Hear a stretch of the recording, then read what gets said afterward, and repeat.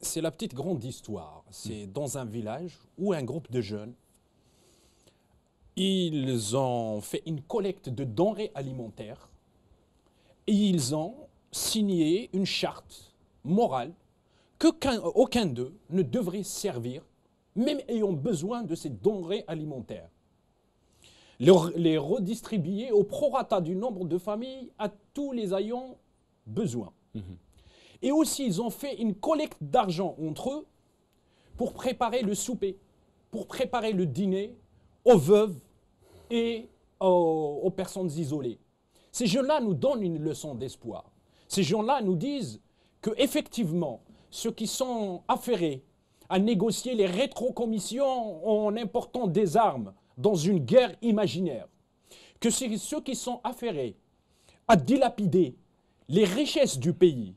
En face, il y a des richesses populaires qui se mobilisent et qui leur disent « Effectivement, vous n'êtes pas là, mais nous, on peut y faire face. » Que ceux qui ont construit une mosquée à 2 milliards de dollars, au lieu de les investir dans la construction de plus de 60 hôpitaux dans le pays, que ceux qui ont construit une autoroute à 16 milliards de dollars, au lieu de doter toutes les communes d'Algérie de plus de 10 chasse-neige par commune.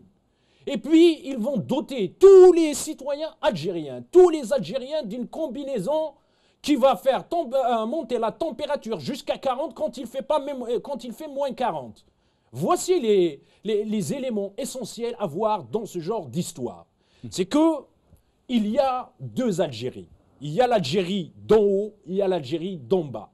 L'Algérie d'en haut, c'est celui, au lieu de trouver des solutions à la population, il se permet à la télévision de dire la main étrangère. Un ministre qui parle de main étrangère. Si réellement on était soucieux du bien fonctionnement et qu'on prenait en charge les problèmes des citoyens dans cette situation, un mort veut dire par dignité la démission du ministre de l'Intérieur, la démission du ministre de la Solidarité, la démission du chef du gouvernement. Voici quand on a une conscience. Sinon, dans une autre situation, au lieu de prendre en charge les problèmes du citoyen, un ministre de la Santé ayant approuvé dans un conseil des ministres la construction de cette mosquée à 2 milliards, il déclare que le problème des hôpitaux, c'est les parkings. Le problème des hôpitaux, ce n'est pas les parkings. Et comme eux, le problème, ce n'est pas eux, c'est les autres, le problème pour ceux qui gouvernent le pays, c'est les citoyens, c'est le peuple algérien.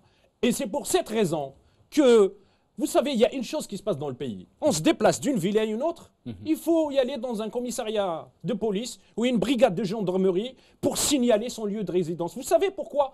Parce qu'on flicaille tous les citoyens, parce que le citoyen est un danger pour justement ceux qui gouvernent. Quand on voit dans une telle situation, route coupée, école fermée, quand on voit dans cette situation des personnes asphyxiées, quand on voit dans une telle situation des pannes d'électricité, des pannes de gaz, c'est-à-dire le citoyen est dépourvu, y compris de moyens de subsistance, de résistance face à la nature. C'est-à-dire, c'est un État défaillant qui n'assume pas ses missions, sa première mission publique qui est venir en aide en cas de besoin aux citoyens. Et là, c'est un élément, comme je l'ai dit tout à l'heure, de la défaillance et de la déliquescence de l'État.